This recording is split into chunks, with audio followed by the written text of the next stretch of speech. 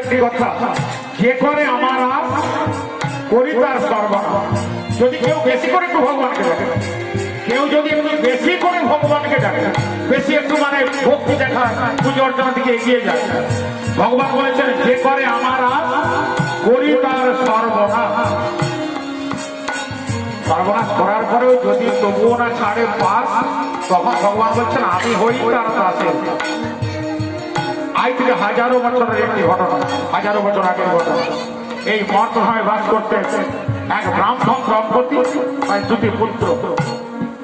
ভগবান বলেছে ভক্ত আমার মাতা পিতা, ভক্ত আমার প্রাণ, ভক্তির নিকটে সদা আমার প্রাণ।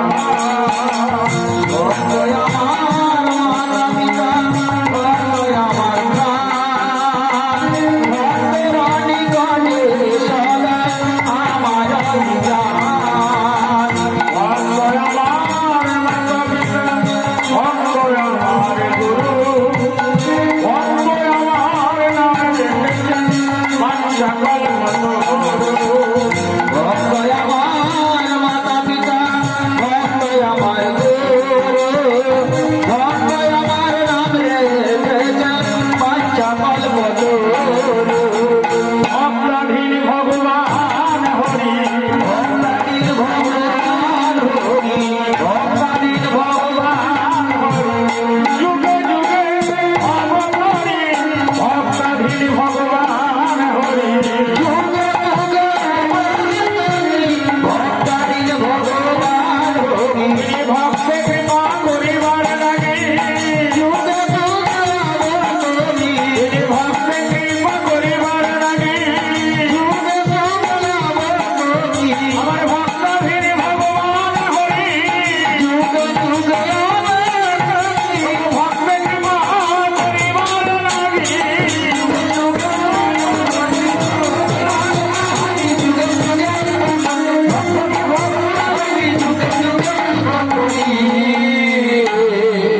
জন্মসূত্রে ব্রাহ্মণ, নাম হরনাথ চক্রবর্তী মহাশয়, কিন্তু তিনি বৈষ্ণব ধর্ম অবলম্বন করেছেন। হরনাথ চক্রবর্তী ব্রাহ্মণী মা আর দুটি পুত্র।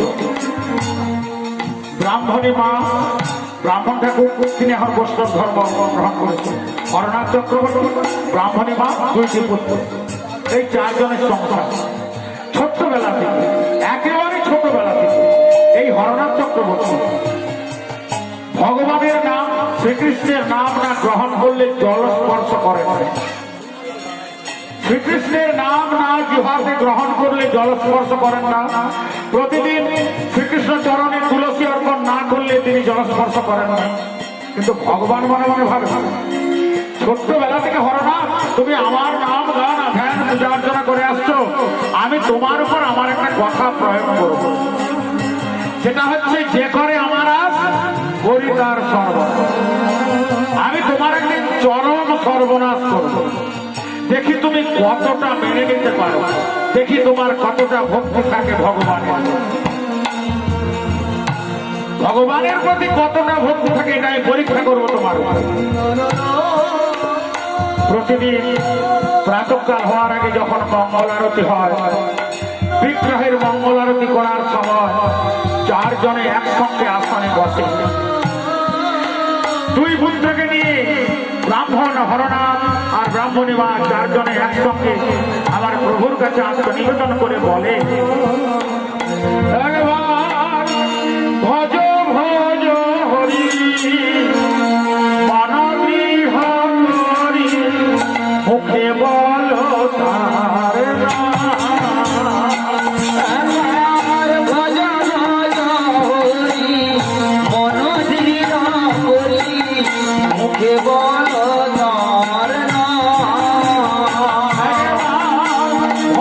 ভজ হরি মনগৃহ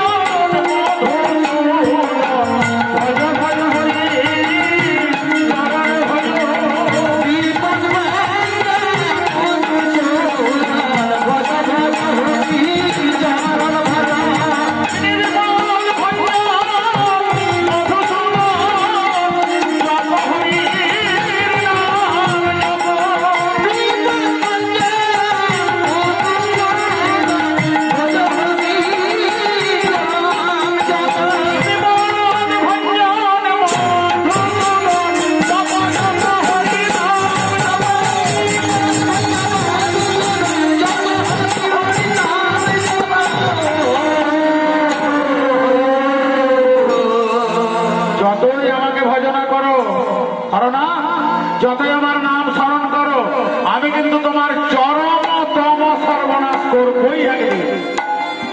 দেখতে দেখতে ছেলে দুটো একটু বড় হলো, ব্রাহ্মণের ঘরে যে কর্ম যোগ্য উপবিদ ধারণ করিয়ে দিলেন, যোগ্য উপবিদ, যোগ্য সূত্র। এবার ব্রাহ্মণী মা বলছে, ব্রাহ্মণ ঠাকুর ছেলে দুটো বড় হলো তো একটু দীক্ষা দেওয়ার ব্যবস্থা করো। দীক্ষা? হ্যাঁ ব্রাহ্মণ কি বলে, একটু বড় হলে বাবা মায়ের কর্তব্য ছেলে মেয়েদের দীক্ষিত করে পড়ে।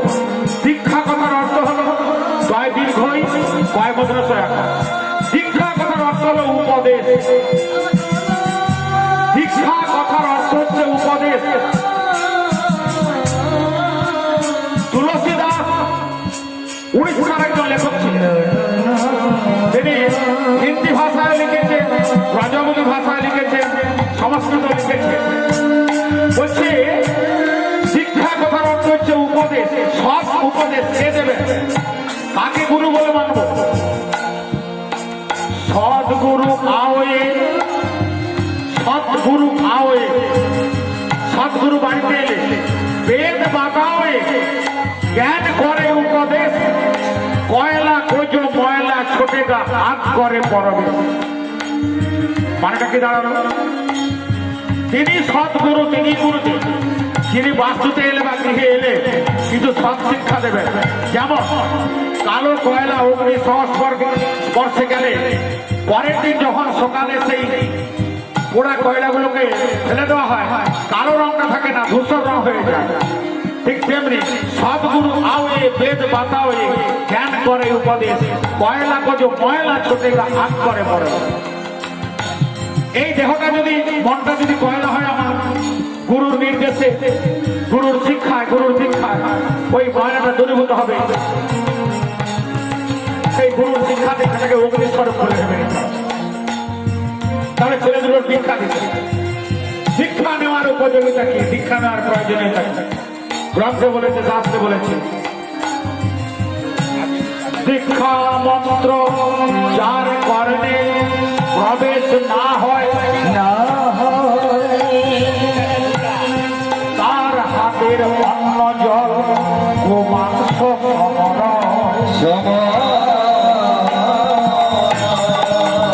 দীক্ষা মন্ত্র যার কারণে প্রবেশ না হয় তার হাতের অন্ন জল ও মাংস।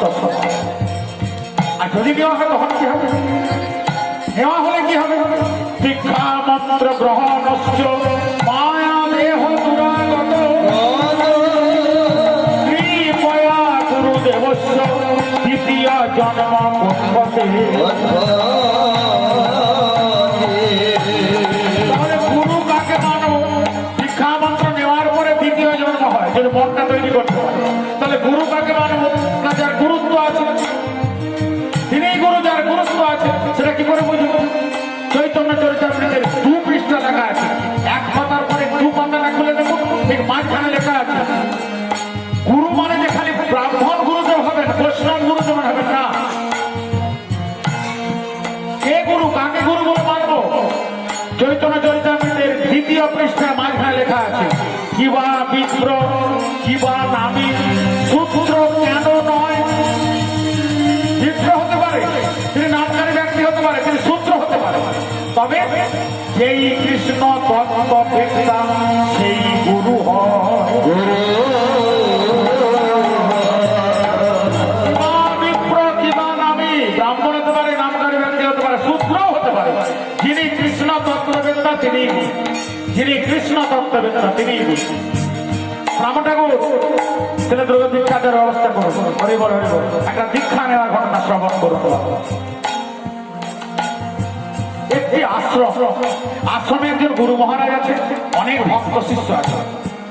তো ওই আশ্রমে একেবারে ভোরে একটু মঙ্গল আরতির সময় ভক্ত শিষ্যরা একটু নাম করেন। আবার ঠিক ওই 10টার দিকে যখন বাল্যভোগ নিবেদন হয় তখন একবার তারা নাম করেন। মধ্যাহ্নে যখন অন্নভোগ নিবেদন হয় তখন একবার নাম সংকীর্তন করে। আবার সন্ধ্যা আরতি যখন হয় তখন একবার। তো ওই আশ্রমের পাশ দিয়ে একজন অফিসার বাবু যান, প্রতিদিন ওই 10টার সময় অফিসে যান, তখন নাম শুনতে পান, যখন ফিরে আসেন তখনও নাম শুনতে পান, তখনও নাম শুনতে পান। তো আজকে হয়তো গানে লাগলো, তার ভক্ত শিষ্যরা গাইছে, গুরু মহারাজের ভক্তরা গাইছে, গুরু মন্ত্র ব্রজেতে হইবে রজগুণ যাবে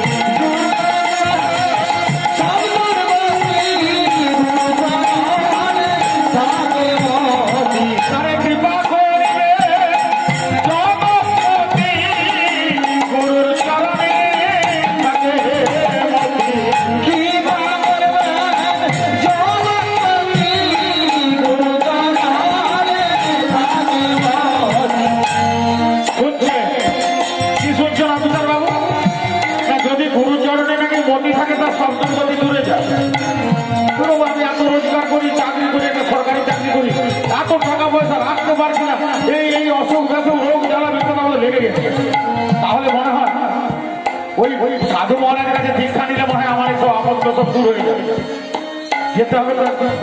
আচ্ছা ঠিক আছে, আজ রবিবার, আজ আমার অফিস নেই, একবার যাই ওই সাধু মহারাজের গুরুদেবের কাছে গেলে তার দীক্ষিত হোক বা নাই হোক একটা প্রণাম করতে হয়। কিন্তু অফিসার বাবু প্রণাম সমাজে বুঝে, প্রণাম আমাদের কপ্রকার, আমাদের প্রণাম কপ্রকার, আমাদের হিন্দু ধর্ম সনাতন ধর্ম কপ্রকার প্রণাম। প্রণাম তিন প্রকার। এক হচ্ছে সাষ্টাঙ্গ প্রণাম, মানে উপর হয়ে পড়ে কপাল থেকে পায়ের পুরো আঙুল পর্যন্ত 8টা আঙ্গ বাড়িতে ঠেকিয়ে, অনেকে করেন না, হয়তো শতকরার 1000-এ 1 জন করে। একটা হচ্ছে দণ্ডবত প্রণাম, মানে দণ্ড মানে লাঠি, লাঠিটা ছেড়ে দিলে যেমন যেদিকে খুশি পড়ে যাবে, কোনো ভাঁজ হবে না, এই দেহটাকে তেমনি করে পড়া। বলে বাবা দরকার নেই, ওই মেদিনীপুরে ওই হাড়ে ডাক্তারকে অর্থোপেডিক্সকে দেখা দিয়ে হবে, এইভাবে প্রণাম করা হবে। তাহলে কি প্রণাম না পঞ্চাঙ্গ প্রণাম করা। হাত দুটো ভাঁজ হবে, হাঁটু দুটো ভাঁজ হবে, আর কপালটা মাটিতে ফেলবে, বলছে পঞ্চাঙ্গ প্রণাম। আর বর্তমান যুগের একটা মডার্ন প্রণাম বেরিয়েছে এখন, মডার্ন প্রণাম, সেটা দুর্গা পূজা হোক বা মনসা পূজা হোক, কালী পূজা হোক, সরস্বতী পুজো হোক, রাধাকুঞ্জ হোক, মোটর সাইকেল যেতে যেতে বামাতে ক্লাসটা ধরা আছে, রাস্তা অ্যাক্সিডেন্টটা একটু কমে গেলে কোনো অসুবিধা নেই। এই এর মতো পাপ কিন্তু আর নেই। আপনি প্রণাম না করলে আপনাকে পাপ লাগবে না। ভগবান বলে না যে আমাকে প্রণাম করো, আপনি প্রণাম না করে চলে যাবেন দেবী দুর্গার সম্মুখ দিয়ে, কোনো দুঃখ নেই। কিন্তু এই প্রণাম করে পাপ ডেকে আনবেন না। গ্রন্থে লেখা আছে বৈষ্ণব দর্প, গ্রন্থটা আমরা দিচ্ছি, বৈষ্ণব দর্পণে লেখা আছে, দেখবেন তাতে বলা আছে এক হস্ত প্রণামস্য এক জৈব প্রদক্ষিণ অকালে দর্শন বিষ্ণু প্রাপ্ত পুণ্য পুরাকৃত। মানেটা কি বলছে দেখো, এক হস্ত প্রণামস্য, এক হাতে প্রণাম, এক জৈব প্রদক্ষিণ, কোন দেব বা কোন দেবীকে কবার প্রদক্ষিণ করতে হবে এটা জ্ঞান না নিয়ে, চিন্তা ভাবনা না করে যতবার খুশি ঘুরে দেওয়া হবে। এক হস্ত প্রণামস্য এক জৈব প্রদক্ষিণ অকালে দর্শন বিষ্ণু। ঠাকুরকে স্বয়ং দিয়ে পর্দাটা আড়াল করা আছে, পূজারী বৈষ্ণব থেকে ঘন্টা বাজিয়ে জানাবে, আর আমার একটা জরুরি কাজ আছে, ছেলেটা উচ্চ মাধ্যমিক পরীক্ষা দিতে যাবে, বুঝে করো কথা সরাবো। বাবা দেখো ঠাকুর ঘর সরানো আছে, বলে আরে ঠাকুরকে ঘুরে তুমি সরাও না বাবা, আমার ছেলেটা পরীক্ষা দিয়ে যাবে, একটা প্রণাম করে জোর করে তাকে পর্দাটা সরানো হলো, পরীক্ষাটা খারাপই হবে। অকালে দর্শন সেটা সময় নয়, বিষ্ণু দর্শনের সময় নয়। যদি কিছু পুণ্য জমা থাকে সেটা ক্ষয় পেয়ে তার দ্বিগুণ পাপ আশ্রয় করবে। এক হস্ত প্রণামস্ত আর একবার প্রদক্ষিণার অকালে মন্দিরে দর্শন। যদি প্রণাম করতেই হয় কি করে চলে যাবো? দু হাতে গাড়িটার হ্যান্ডেল ধরা আছে তো, চোখটা বন্ধ করে এমনি তার উদ্দেশ্যে মাথাটা এমনি করে রাখা, এটাই যথেষ্ট। তাহলে এইটা করলে কিন্তু পাপ হবে।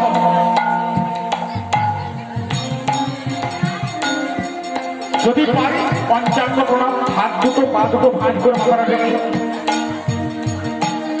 তবে পঞ্চাঙ্গ প্রণাম করা বর্তমান যুগে অনেক অসম্ভব যুবক ছেলেদের ক্ষেত্রে। সবাই এমন টাইট জিন্সের প্যান্ট না ঝোঁকি পায়, কি করে?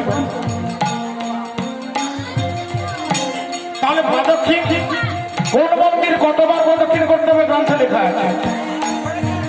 ওই আমাদের মায়েরা দেখবেন শিব মন্দিরে গিয়ে ইচ্ছা মতো প্রণাম সেবা কেটে যাচ্ছে, একটা ছোট বেদ হাত করে। শাস্ত্রে বলেছে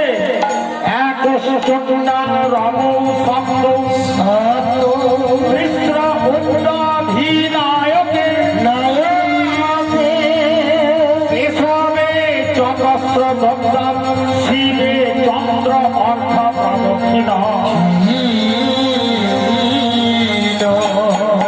10 মহাবিদ্যা যার আশ্রয়ে 10 মহাবিদ্যা দেবী চন্দ্রিকা, তার কাছ থেকে যত দেবী মূর্তি একবার তাদের মন্দির প্রদক্ষিণ। ওই শীতলা বলুন, দুর্গা বলুন, মনসা বলুন, কালী বলুন, সরস্বতী বলুন, সব দেবীর মন্দিরে একবার। 10 মহাবিদ্যা চন্ডীর কাছ থেকে যাদের সৃষ্টি হয়েছে একবার। একশ্চর্যা রব সপ্ত, সূর্য মন্দির 7 বার, সূর্য মন্দির প্রদক্ষিণের নিয়ম 7 বার। ত্রিশূদ্ধাধিনায়ক মানে সিদ্ধিদাতা গণেশের মন্দির 3 বার। আমাদের হরি মন্দিরে অনেকে বলে দেন এই 3 বার জয়ধারাকে ঘুরে নাও। গ্রন্থ বলছে, বৈষ্ণব দর্পণ বলছে কেশবে চকস্র দগ্ধা কৃষ্ণ নাম কৃষ্ণ মন্দির 4 বার, 4 বার। শিবে চন্দ্র অর্থ প্রদক্ষিণ। এটি যদি শিব মন্দির হয়, চন্দ্র অর্থ অষ্টমীর চাঁদ যেমন কাস্তের মতো বাঁকা, এই পাশে শুরু করলে বেঁকে গিয়ে এই পাশে বন্ধ হবে, আর এ পাশে শুরু করলে এ পাশে বন্ধ হবে। শিব মন্দির পুরো একবারও বেষ্টন করার নিয়ম নেই, নির্দেশ নাই। দেবাদিদেব মহাদেবের মন্দিরে একবার প্রদক্ষিণ করার মতো কোন নির্দেশ নেই। অর্থ চন্দ্র অর্থ প্রদক্ষিণ মানে আধখানা চাঁদ যত না ততটুকু প্রদক্ষিণ। অফিসার বাবু এসে হাজির হয়েছে, এসে গুরুদেবকে সাধু মহারাজকে বলা হচ্ছে সাধুজি নমস্কার। নমস্কার। সাধুজি মনে মনে ভাবছেন তো একেবারে পাঁচটা এখানে প্রতিদিন যায় প্যান্ট শার্ট হ্যাট কোট ইত্যাদি পরে ব্যাটা হাতে কেন এসেছে বাবা দেখি। বাবা কি দিন সাধুজি আমাকে দীক্ষা দিত, আমার দোকানে কিন্তু 5 টাকা দেখে দেবে, সাধুজি আমাকে দীক্ষা দিন। আচ্ছা বাবা হবে পরে পরে, আমি এখন ব্যস্ত আছি, পরে আবার কিছুদিন গেল, আবার একদিন গিয়ে বলছে রবিবার থেকে সাধুজি আমাকে দীক্ষা দিত। আচ্ছা পরে হবে, পরে হবে, পরে হবে।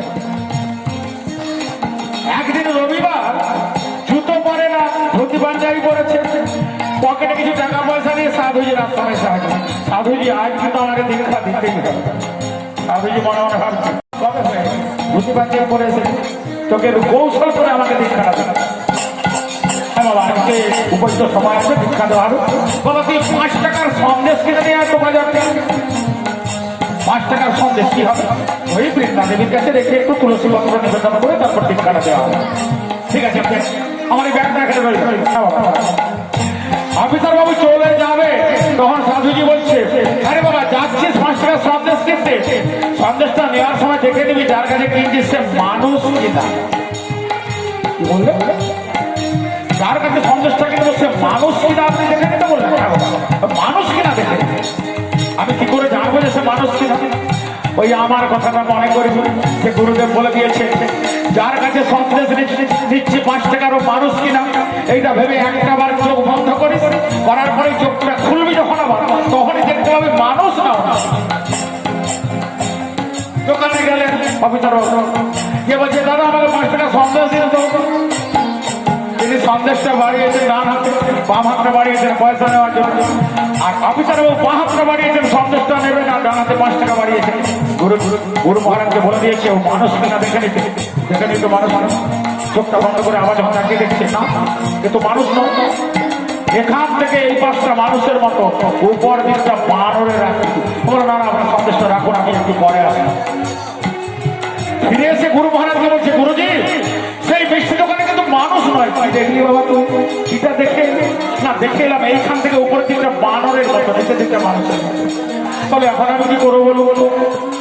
আচ্ছা ফলের দোকানে, ফলের দোকানে গিয়ে ওই একই জিনিস দেখছে। ফলের দোকানে একই জিনিস, উপরের দিকটা বানরের মতো, নিচের দিকটা মানুষের মতো। যখন ফিরে আসছে অফিসাররাও ফিরে আসছে, ফল দোকানের উপরের দিকটা বানরের মতো, মিষ্টি দোকানের উপরের দিকটা বানরের মতো, আমার উপরের দিকটা বানরের মতো নয় তো? আমি কি মানুষ হতে পেরেছি? গুরুদেবের কাছে এসে বলছে গুরুদেব আপনি যদি এখন আমাকে দীক্ষা দেননি, তবু আমি জানতে চাইছি আমি কি মানুষ?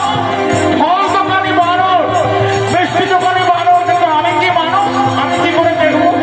তুই কি করে দেখবি? তুই মানুষকে না কি করে দেখবি? এই নেব আমি এই দর্পণটা মুখের সামনে ধরে আমি আর্নিং করি, বিলক্ষণা করি, এইটা মুখের কাছে নিয়ে দেখতো। গুরুদেবের ওই আর্নিং করা ওই দর্পণটা যখন মুখের কাছে নিয়ে দেখলেন, নিজের মাথাটাই দেখছে বানরের মতো।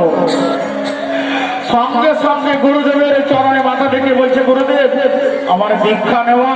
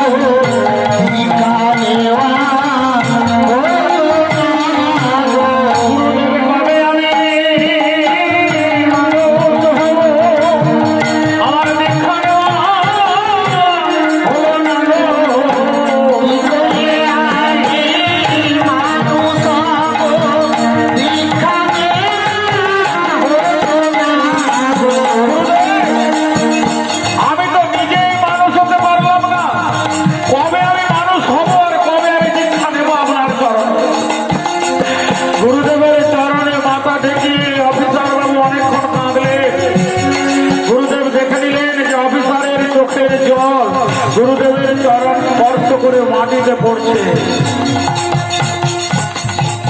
গুরুদেব বুঝে নিলে অনুতপ্ত, নিজে নিজে এতই অনুতপ্ত হয়েছে। এবার ওকে যদি আয়নাটা ওর মুখের সামনে ধরি, এবারেও নিজেকে নিজে মানুষ বলেই দেখবে। ওর বাবা অনেকক্ষণ কেঁদেছে, অনেকটা সময় পেরিয়ে গিয়েছে, দেখ তো এবার তুই মানুষ হতে পেরেছিস কিনা। যখন সেই আর্নিং করার দর্পণটা আয়নাটা মুখের সামনে ধরলে, এবার দেখছে মানুষের মতো মুখটা, আর মুখটা বানরের মতো নয়, এবার দেখছে মুখটা মানুষের মতো। গুরুদেব বলছে কিরে বাবা, চোখের জলে মলিনত্ব ধুয়ে গিয়েছে, নয়ন জলে তোর অন্তরের কালিমা মুছে গিয়েছে, এবার তোকে দীক্ষা দিচ্ছি।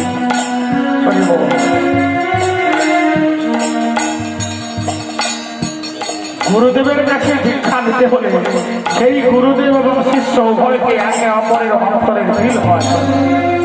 আর লোভী গুরু কামী শিষ্য, সে গুরুদেব নাম করবে, উভয়ের কারণে উন্নতি কোনোদিন হবে। তাই আজকে দুটি সন্তানকে দীক্ষা দেওয়া হলো, দীক্ষা দেওয়া হলো, কৃষ্ণ মন্ত্রে দীক্ষা দেওয়া হলো। গুরুদেব বলে যাচ্ছেন বাবা কৃষ্ণ মন্ত্রে দীক্ষা নেওয়ার পরে জিহ্বাতে কৃষ্ণ নাম উচ্চারণ করতে হয়। কেমন ভাবে? কৃষ্ণ কেশব কৃষ্ণ কেশব কৃষ্ণ কেশব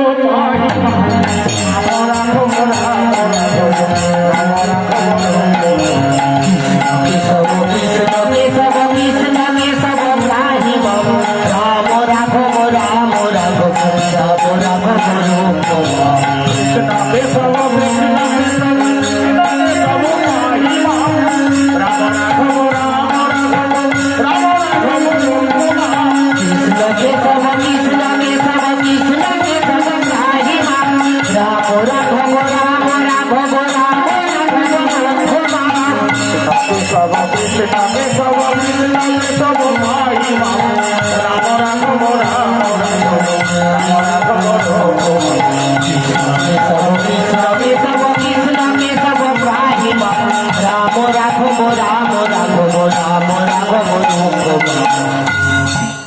ভগবান মনে মনে ভাবছে ছেলে দুটোকে দীক্ষা দিয়ে দিলে হবে না, তো পরীক্ষাটা বড় ছেলেটার উপরেই করবো। যে করে আমার আশ করি তার সর্বনাশ। তোমার যেদিন আমি সর্বনাশ করবো তুমি নিজে স্বপ্নেও ভাবতে পারবে না যে ভগবান আমার একবার সর্বনাশ করবো। ছেলেগুলো বড় হলো, আজকে ব্রাহ্মণী মা বলছে ব্রাহ্মণ ঠাকুরকে, হ্যাঁ শোনো তোমার একটা কথা বলবো। হ্যাঁ বলো। তুমি ভিক্ষে করতে যাও না মাদুকরি করতে যাও? না আমি মাদুকরি করি। কটা বাড়ি যাও? 21টা বাড়ি। মাদুকরির নিয়ম যতটুকু প্রয়োজন ততটুকু গ্রহণ, আর ভিখারি তার চাওয়াটা অনেক অনেক। তাহলে তুমি আজকে আমার বাড়িতে বড় বৌমা দেখে আসবে, মানে আমার বাড়িতে ঠাকুর সেবা করার মধ্যে একটি কুললক্ষ্মীর সন্ধান নিয়ে এসো। ওই 21টি বাড়ির মধ্যে ব্রাহ্মণ ঘরে হোক বা কৃষ্ণ ভক্তের ঘরে হোক বা বৈষ্ণব ঘরে হোক, যাও দেখে আসবে। আচ্ছা ঠিক আছে, তুমি যখন বলেছো আমার বাড়িতে এসে বিগ্রহের সেবা করার মতো ব্রাহ্মণ বৈষ্ণব কৃষ্ণ ভক্ত যাই হোক না কেন একটা বৌমার সন্ধান আমি আনি।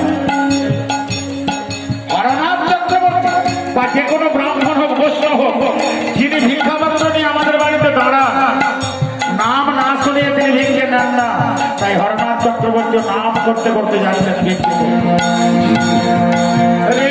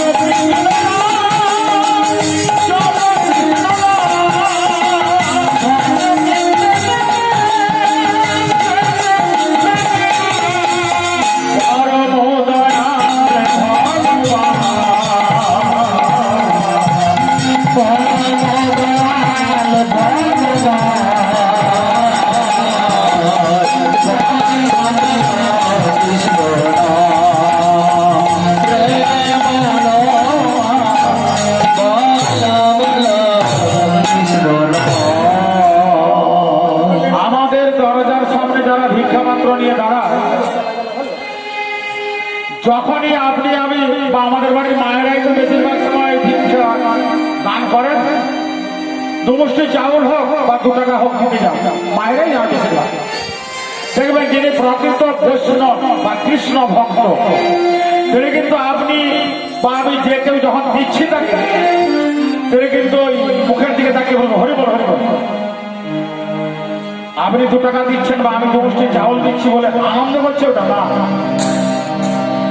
তার এই হরি বল বা হরে কৃষ্ণ বলার একটাই কারণ, তিনি তো আপনাকে শোনালেন, হরি বল বারবার একটু ভিক্ষে দাও। শুনতে পেলাম, আমি শুনতে পাচ্ছি তিনি হরি বল বলে দিলেন, কিন্তু তিনি তো শুনতে পেলেন না। তাহলে আপনি একবার বলুন ভিক্ষেটা দেওয়ার সময় হরি বল তার শোনা হবে। যতই নাম গ্রহণ করি না কেন আমরা, ভজনের মধ্যে শ্রেষ্ঠ নববিধা ভক্তি, কৃষ্ণ প্রেম কৃষ্ণ দিতে ধরে মহাশক্তি, তার মধ্যে শ্রেষ্ঠ হরির নাম সংকীর্তন। যারা বসে বসে শ্রবণ করছেন নিরপরাধে লইলে নাম পায়, যারা শ্রবণ করছেন তারা পাবে, আর যারা পরিবেশন করছেন তারা নিজেই পাবে যদি না শ্রবণ করে। এই জন্য দেখবে সাধুগুরু বৈষ্ণব যারা এমনি করে নাম জপ করছেন না, যখন জপ করতে যাচ্ছেন বা বসে আছেন, আপনি দেখবেন ঠোঁটটা নড়ছে, একটু অস্পষ্ট আওয়াজও হচ্ছে। কতটা আওয়াজটা আসছে, কতটা দূর পর্যন্ত যাচ্ছে, এই কান থেকে এই কান পর্যন্ত আসছে, তার নিজেরই আসছে, নিজেই জপ করছে বা বলছে, নিজেরই কান পর্যন্ত পৌঁছাচ্ছে। আমি যখন কেউ নাস্তিক ব্যক্তি তার কাছে পৌঁছে যাবো, তখন কিন্তু অস্ফুট আওয়াজটা বন্ধ হয়ে যাবে। এই জন্য বলছে আমি যখন কেউ যাচ্ছি তাকে কিছু দান করার জন্য, তবে দানেরও আবার তফাৎ আছে। দানের তফাৎটা কেমন বলছে, সৎ পাত্রে দান করবো, কিনবে নাকি করবো, কিনবো কি করবো, সৎ পাত্রে দান করবো লেখা আছে, তাহলে সৎ না সব চিনবো কি করবো। ছেঁড়া কাপড় করে একটা ব্যাগ হাতে করে বাবা কিছু দান করুন, আমার মেয়েটার বিয়ে দিতে পারছি না, আপনারা সবাই কিছু দান। আপনি খুশি হয়ে 10টা টাকা দিলেন, খুশি হয়ে 10টা টাকা দিলেন, মনে ভাবছে 10 টাকা ব্যাগ থেকে বের করে আমরা বাসু থেকে নেমে গিয়ে 10 টাকা বের করে চাল থেকে পকেটে নিয়ে নিল। বলে বাড়িতে ঢোকার আগে 5 টাকা এইটা নিয়ে নেবো আর 5 টাকার বিড়ি কিনে নেবো, 5 টাকার বিড়ি কিনে নেবো আর 5 টাকার এইটা নিয়ে নেবো। তার মানে সৎপাত্র দান হলো। আর 2 মুষ্টি চাউল কোনো বৈষ্ণবকে বিক্রি দিলে তিনি ঠাকুর মন্দিরে নিয়ে গিয়ে অন্নভোগ প্রস্তুত করে একটু তুলসী পত্র দিয়ে বিগ্রহের কাছে বলছে, প্রভু যারা আপনার উদ্দেশ্যে এক মুষ্টি দ্রব্য দান করেছেন আপনি তাদের মঙ্গল করুন। দুটো দান কি একই হলো? তাই আমি যখন দান করছি, যিনি হরিবল বলছেন, হরে কৃষ্ণ নাম শোনাচ্ছে, তার কাছে গিয়ে ভিক্ষেটা দেওয়ার সময় অন্তত একবার সবার জন্য বলি হরিবল হরে কৃষ্ণ। ধরুন হরনাথ চক্রবর্তী যাচ্ছে, রে বলো বলো বলো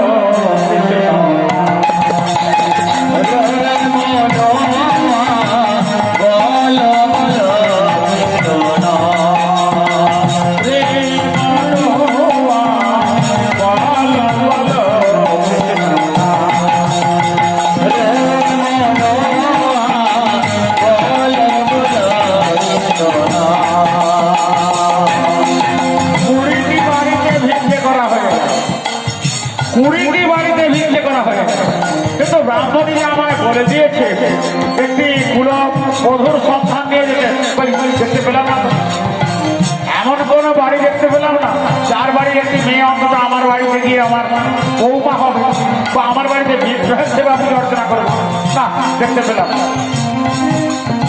ওই বাড়িটা বাকি আছে, যাই ওই একটা বাড়ি নিয়ে আজকে চলে যাবো, আগামীকাল এসে তখন আবার দেখা যাবে। শেষ 21 নম্বর বাড়ি, যিনি পরম বৈষ্ণব, তিনি কোনদিন প্রয়োজনের অতিরিক্ত ভিক্ষে নেবেন না। বৈষ্ণবের যাওয়াকে বলা হচ্ছে মাধুকুরি, অর্থাৎ একটি ফুল থেকে যখন মৌমাছি মধু সংগ্রহ করে, ফুল যেমন বাধা দেয় না, স্বেচ্ছায় দান করে, তেমনি স্বেচ্ছায় গৃহস্থবাসী যাকে দান করে তার যাওয়াটাকে বলছে মাধুকুরি করা। মধুকর থেকে এসেছে মাধুকুরি। তাই গুরুদেবের নির্দেশ মতো 12 থেকে 21-এর মধ্যে সীমাবদ্ধ রাখতে হয় আমাদের চাওয়া। 12 থেকে 21-এর মধ্যে চাওয়া সীমাবদ্ধ রাখতে হয়। ওইটা শেষ বাড়ি, ওইটা 21 বাড়ি পূরণ হবে। ওই বাড়িতে যাই, ওই বাড়িতে গিয়ে বলছে হরি বল হরে কৃষ্ণ। বাড়িতে কে আছো মা? বলবেন না যে আমি ভিক্ষে দিই। বাড়িতে কে আছেন মা? এইটুকু বলে দাঁড়িয়েছে হরনাথ চক্রবর্তী। কানে ভেসে হলো সুমধুর কণ্ঠস্বর। সেটা কোনো বালিকা, কিশোরী বালিকা গাইছে, এই ঘরের মধ্যে গাইছে। দেখি তো সদর থেকে খিড়কির দিকে গিয়ে একটা ছোট্ট ফাঁকা জায়গা দিয়ে দেখছে একটি কিশোরী বালিকা চিত্র পটে আঁকা কৃষ্ণমূর্তির কাছে চোখের জল ফেলতে ফেলতে গাইছে, নয়নের জলে বুঝিব তোমার কোথা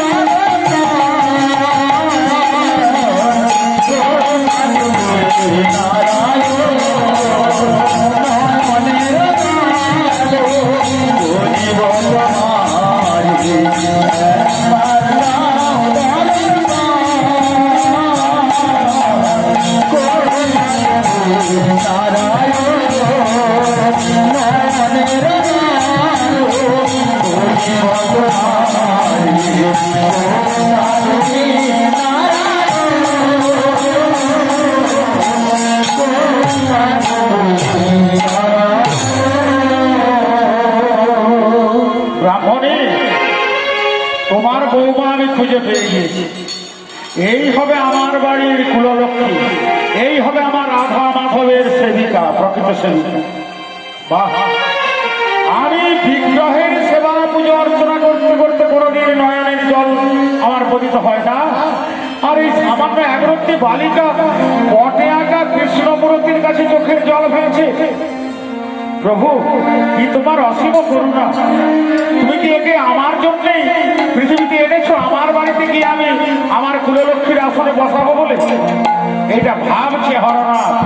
আর এমন সময় এক বৃদ্ধা মা একটি পাত্রে কিছু চাল ডাল ব্যঞ্জনের সামগ্রী নিয়ে এসে বলছে, এই যে বাবা বৈষ্ণব ঠাকুর, নাও ধর, লিখে নাও বাবা, অনেকক্ষণ দাঁড়িয়ে আছে। হ্যাঁ মা, ওই ঘরের মধ্যে গান গাইছে মেয়েটিকে, ঘরের মধ্যে গান গাইছে, ও তো আমার মেয়ে। কি নাম মা তোমার মেয়ের নাম? আমার মেয়েটির নাম হচ্ছে ভক্তি রানী। হরনাথ মনে মনে ভাবছি, ভক্তি রানী নাম না হলে এই ভক্তি প্রকাশ পায়? ওকে আমাকে ভিক্ষে নিতেই হবে, ওই মেয়েটাকে আমাকে ভিক্ষে নিতেই হবে। কিন্তু কি করে নেব? হাত দুটো বাড়িয়ে দিয়েছে হরনাথ চক্রবর্তী, হাত দুটো বাড়িয়ে দিয়ে বলছে, মা গো, তুমি আমাকে চাল ডাল ব্যঞ্জনের সামগ্রী ভিক্ষে দিচ্ছ, কিন্তু আমি যদি বেশি কিছু চাই মা, বেশি চাও বলো বাবা, পরিমাণে কতটা দেবো? মা,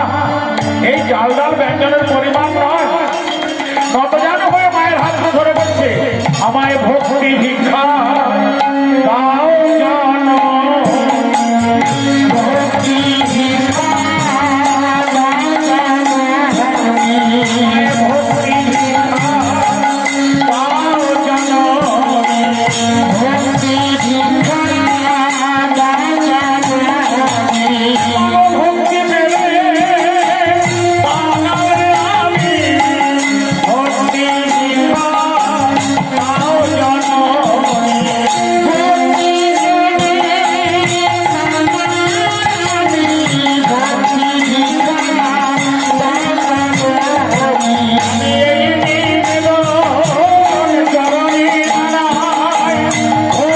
ভিক্ষা দাও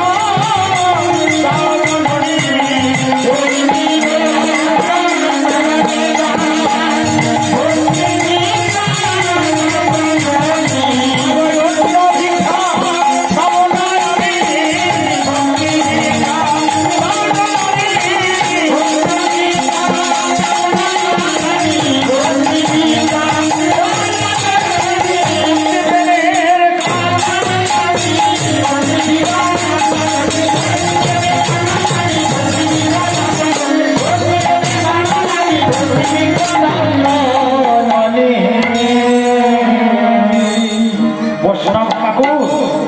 তোমার কথার ভাব আমি কিছু বুঝতে পারছি না, বুঝতে পারছো না মা? তোমার এই ভক্তি রানীকে আমি ভিক্ষে চাইছি, যেটা আমাদের এখন ওই কর্ণগর মহামায়া মন্দিরে হয়, যেটা আমাদের দেবরা মাধবজির মন্দিরে হয়, বিভিন্ন জায়গায় ভগরী কৃষ্ণ রায়জির মন্দিরে হয়। এই বিবাহটাকে অনেকে কি বলেন, বলে বাবা মা ছেলে মেয়ের বাবা মা ওই খরচা মানাবার জন্য এটা করছে, এটা কোনো নিয়ম নেই। একটি গ্রন্থের নাম বলে দিচ্ছি, গ্রন্থের নাম হচ্ছে বৃহৎ প্রভাস খণ্ড।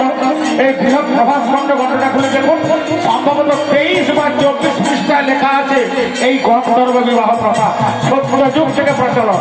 এই বিবাহ গন্ধর্ব বিবাহ নাম হলো কেন? অনেকেই বলেন দেবর্ষী নারদ বিয়ে করেন। দেবর্ষী নারদ ব্রহ্মার অভিশাপে গন্ধর্বকুলে জন্ম নিয়েছিলেন একবার। তার নাম ছিল সেই জন্মে, দেবর্ষী নারদের নাম ছিল ওই জন্মে কামকান্ত। গন্ধর্বকুলে জন্ম নিয়েছিলেন, দেবর্ষী নারদের নাম ছিল ওই জন্মে কামকান্ত। ওই দেবর্ষী নারদ, গন্ধর্বরূপী দেবর্ষী নারদ, কামকান্ত রূপী নারদ একদিনে 50টি রমণীকে বিবাহ করেছিলেন। একদিনে 50টি রমণীকে। প্রথম স্ত্রীর নাম ছিল চিত্রাঙ্গদ, রাজার কন্যা চিত্রাঙ্গিনী। দ্বিতীয় স্ত্রীর নাম হচ্ছে কামাঙ্গিনী। বাকি 48 জনের নাম গ্রন্থে উল্লেখ নেই। ওই দেবর্ষী নারদ মালা বদল করে বিবাহ করেছিলেন। সেই জন্মে দেবর্ষী নারদ ছিলেন গন্ধর্বকুলে, তাই সেই থেকে প্রচলিত হয়েছে গন্ধর্ব মতে মালা বদল বিবাহ। অনেক বলেন এটা নাম করা জিনিস না, গ্রন্থে লেখা আছে 50টি রমণীকে একদিন বিবাহ করেছিলেন। 50টি রমণীকে একই সঙ্গে পরের পর একদিন, আর সেটা করেছিলেন মালা বদল করে। তাই ওই বিবাহ প্রথার নাম হচ্ছে গন্ধর্ব বিবাহ, যেটা আমাদের বর্তমান যুগে প্রচলিত আছে।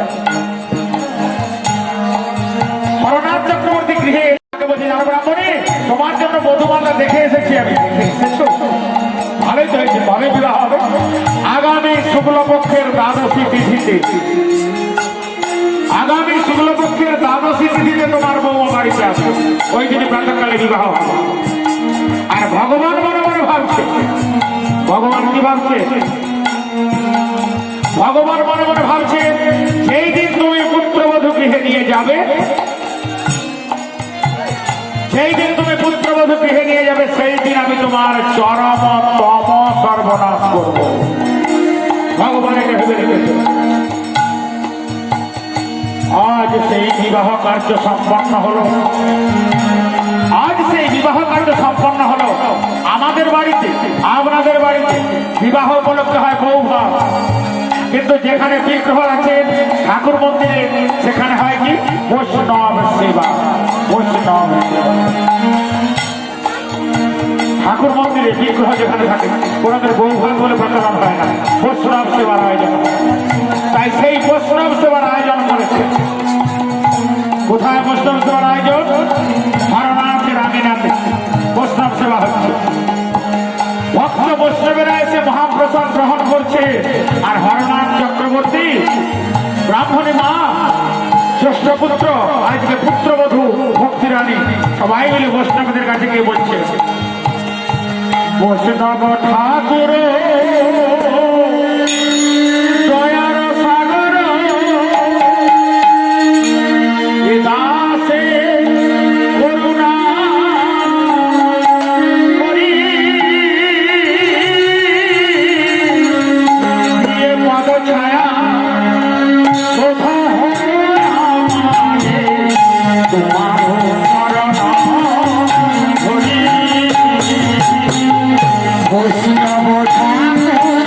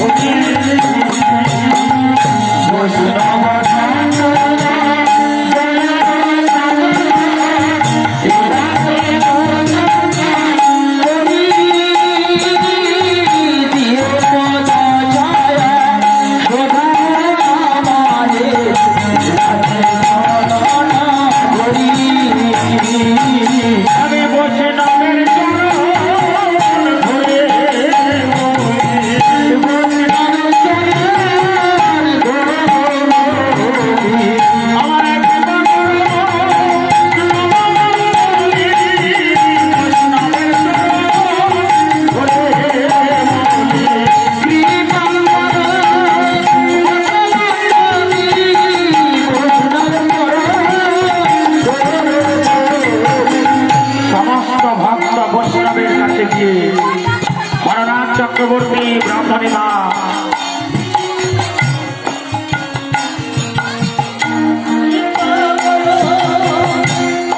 হরনাথ চক্রবর্তী ব্রাহ্মণী মা জ্যেষ্ঠ পুত্র পুত্রবধূ কনিষ্ঠ পুত্র সবাই মহাপ্রসাদ গ্রহণ করছে।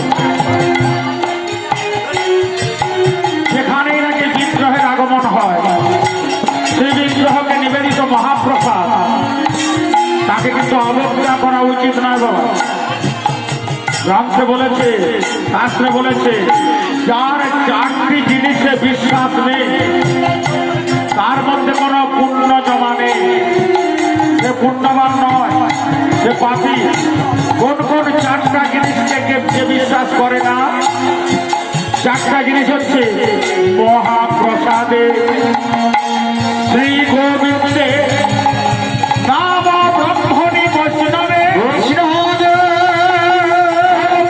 পুণ্যবতারাজ বিশ্বাস নৈব জায়তে।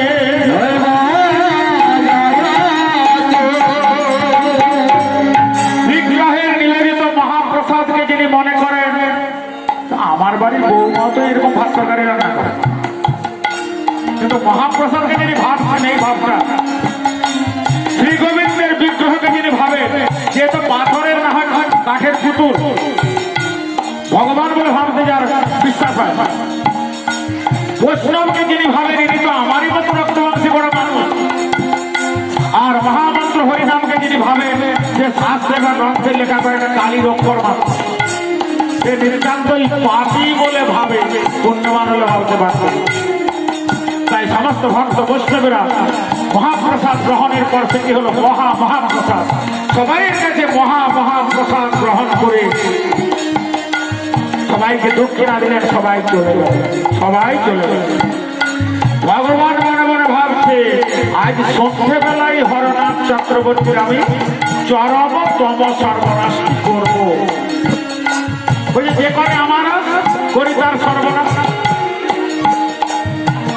সারাদিন তো বৈষ্ণব সবাই খাটাখাটো দিয়ে গিয়েছে, পরিশ্রম হয়েছে, তাই বাবা হরনাথ চক্রবর্তী বিছানা শুয়ে পড়েছে, এখনো ঘুমন। ছোট ছেলেটি ঘুমিয়ে পড়েছে। যে ছেলেটি বিবাহ করে বাড়িতে এসেছে সে তো ঝুলি। মাকে বলছে বৌমা, নতুন বৌমা ভক্তিরানী মাকে বলছে, মা আমাদের ঠাকুর মন্দিরে একবার যাবো, আগামীকাল থেকে তো ঠাকুরের সেবা আমাকে করতে হবে, আমি একটু ঠাকুর মন্দিরে গিয়ে ঠাকুরকে প্রণাম করতে যাবো। হ্যাঁ চলো চলো বৌমা, তোমাকে দেখে নিয়ে আসি ঠাকুর ঘর।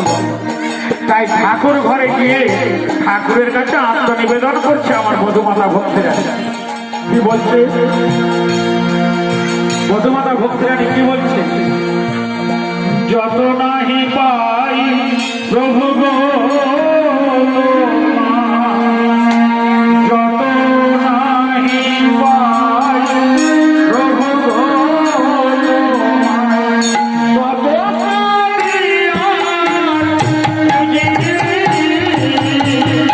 তত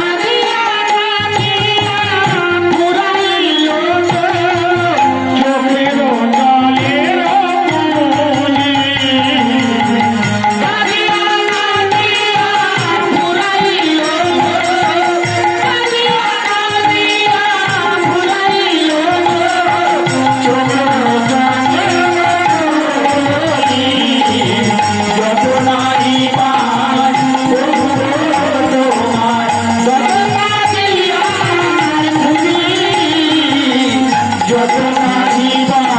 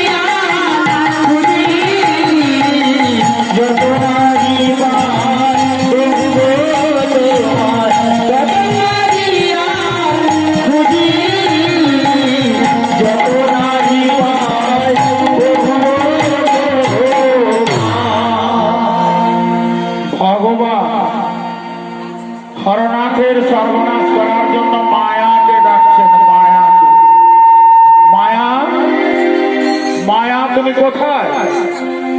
মায়া এসে দাঁড়ালো ভগবানের সামনে।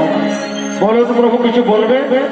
হ্যাঁ মায়া, হরনাথের আমি চরম সর্বনাশ করবো এই মুহূর্তে। আমায় কি করতে হবে? তুমি বিষাক্ত কাল সর্পরূপে যাও,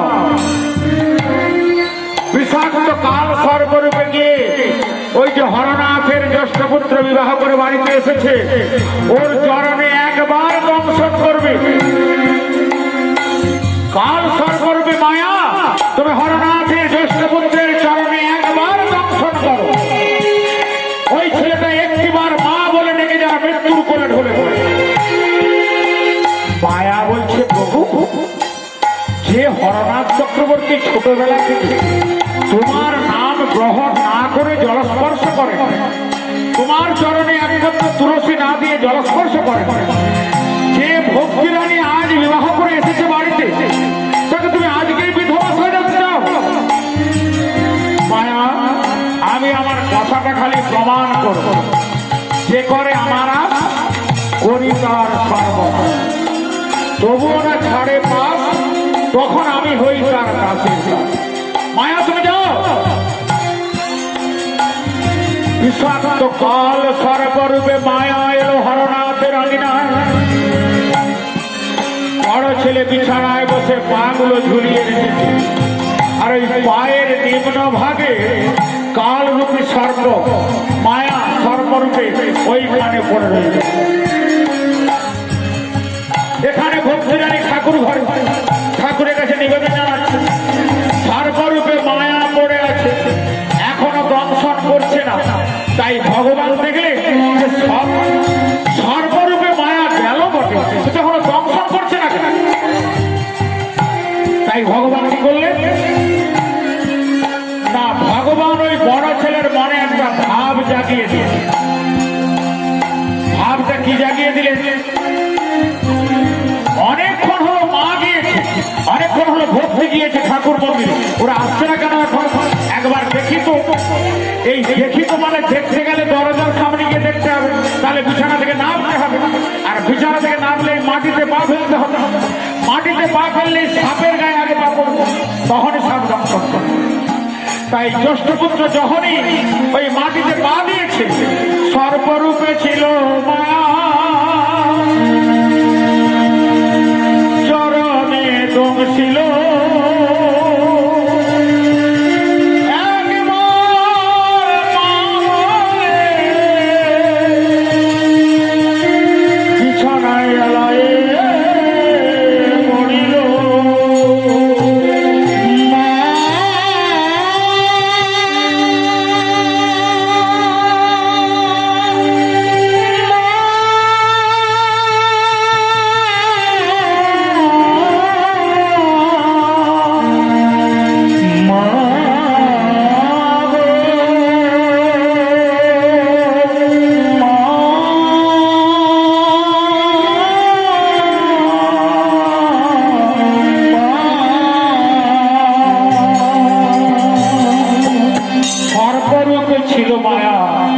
চরণে দংশিল। একবার মা বলে বিছানায় এলায় পড়ল। মায়ের কানে বেজেছে, আমার বড় খোকা চিৎকার করে মা বলে ডাকলো বলে মনে হয়। বৌমা, বৌমা, তাড়াতাড়ি ঠাকুর মন্দিরের দরজা বন্ধ করে এসো। বড় ছেলেটা কেন চিৎকার করে মা বলে ডাকলো আমার দেখি তো। মা ভক্তিরানী যখন ঠাকুর মন্দিরের দরজা বন্ধ করে আসছে, তার অনেক আগেই মা এসে হাজির হয়েছে। মা এসে দেখছে বড় ছেলে বিছানায় এলিয়ে পড়ে আছে, দেহটা মুখের দুপাশ দিয়ে সাদা ফেনা গড়িয়ে পড়ছে। বড় ছেলের মুখটা, বড় ছেলের মাথাটায় হাত দিয়ে মা চিৎকার করে কাঁদছে আর বলছে, বড় খোকা, বড় খোকা। কে সাড়া দেবে? ভগবানের প্রেরিত মায়া, সর্বরূপী মায়ার দংশনে, ভগবানের ইচ্ছাতে মায়ার দংশনে বড় খোকা এপারে আর নেই, ওপারে চলে গিয়েছে। প্রাণহীন দেহটাকে মা ওই নাড়াচ্ছে, বড় খোকার দুপাশে, মুখের দুপাশে হাত দিয়ে সবাইকে ডাকছে, আর মা বলছে, কাঁদিছে কাঁদিছে জননী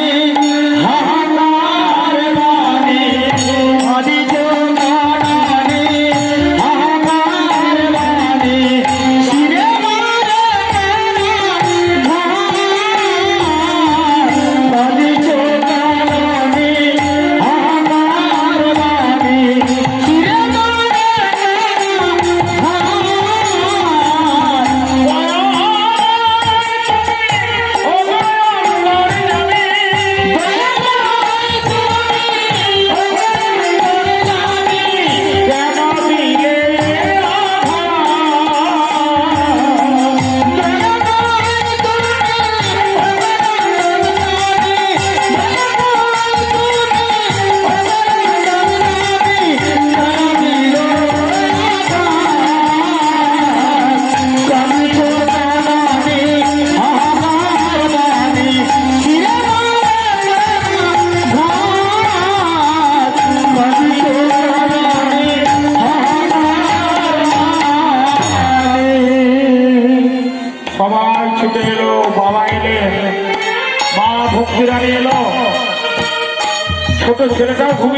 সে উঠে এসে দেখছে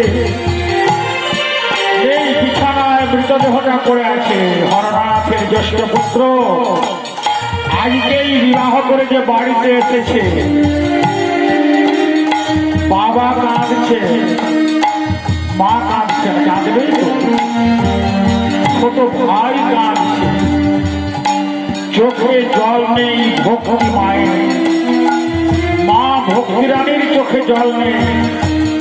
মা ভক্তিরানী নিজের হাতের শাখাগুলোর দিকে দেখছে একবার, আর ওই যে লাল শাড়িটা পরে আছে ওইটার দিকে দেখছে একবার। ভগবান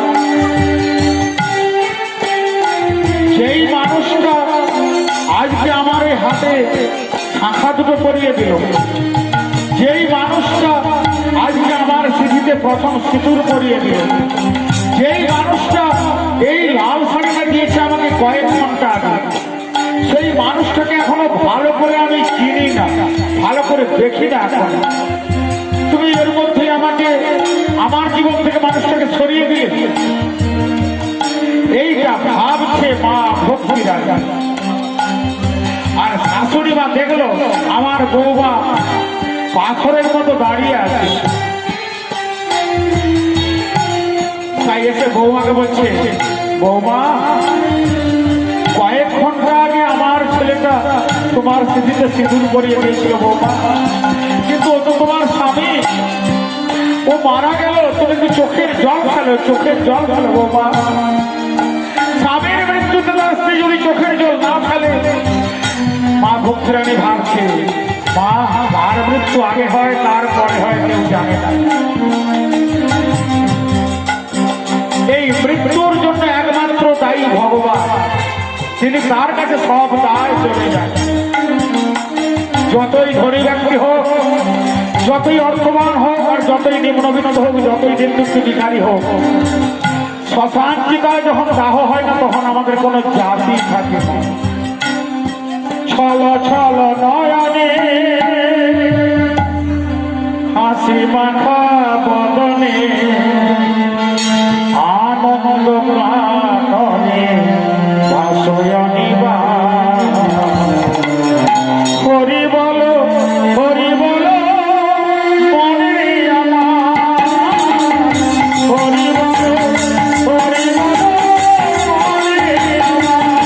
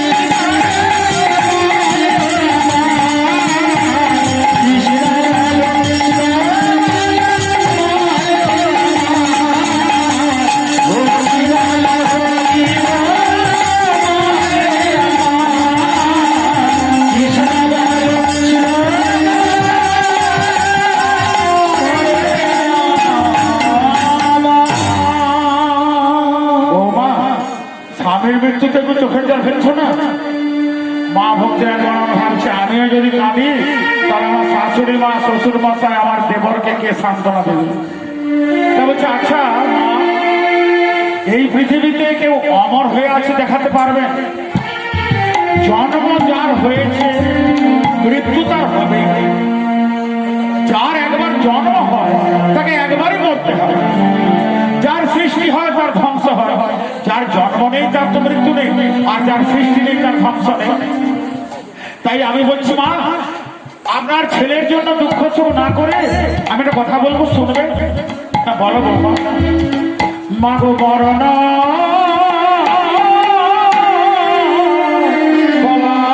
হবে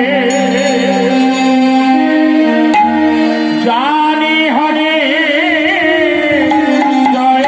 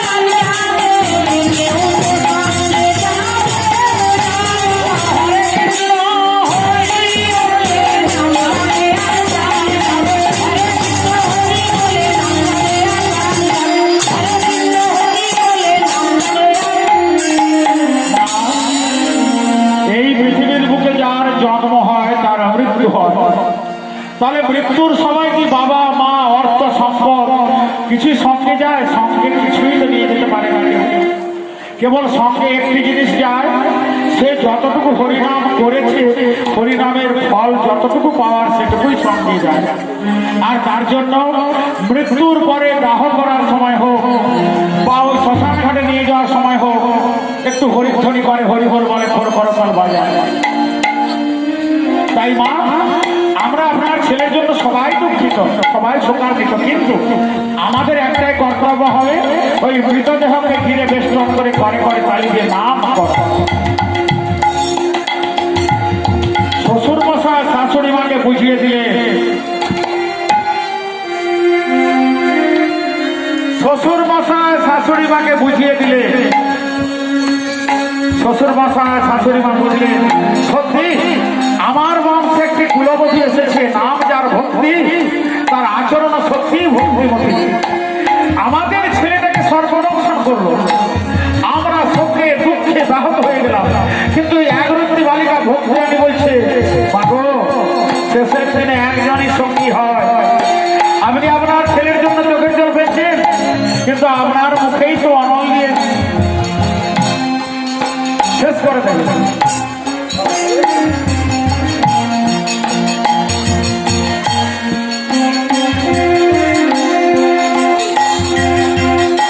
ভগবান মনে মনে ভাবছে যে আমি যে পরীক্ষা করলাম, যে করে আমার আজ করি তার সর্বনাশ। এদের বড় ছেলেটা আজকে বিয়ে করে বাড়িতে এলো, আর আজকে আমি মায়াকে পাঠিয়ে সর্বদংশন করি, ওকে মৃত্যু পথযাত্রী করে দিলাম। আর এই একরত্তি বালিকা ভক্তিরানী সবাইকে দুঃখটা ভুলিয়ে দিল। এইটুকু বালিকার কাছে আমি নিজে হেরে গেলাম, আমি ভগবান হয়ে হেরে গেলাম এই বালিকার কাছে, ভক্তির কাছে না। আমি ভক্তির কাছে হারতে রাজি নই।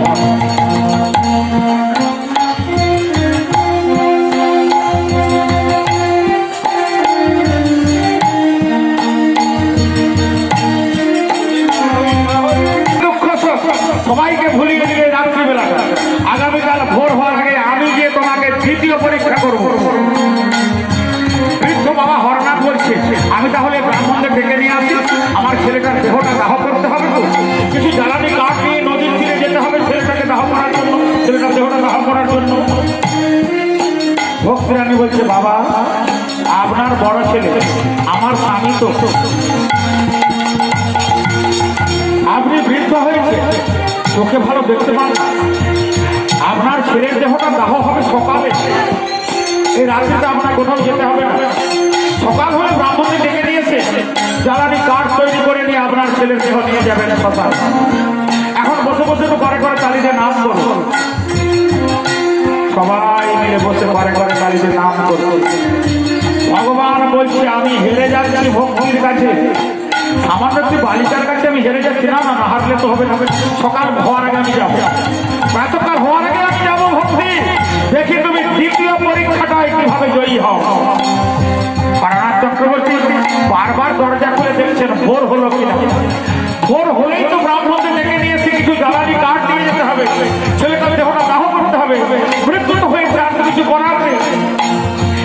শেষবারের মতো হরনাথ চক্রবর্তী যখন দরজা খুললে, কি দেখছেন তখন ভোর হয়ে আসছে, আর ভগবান মনে মনে ভাবছে হরনাথ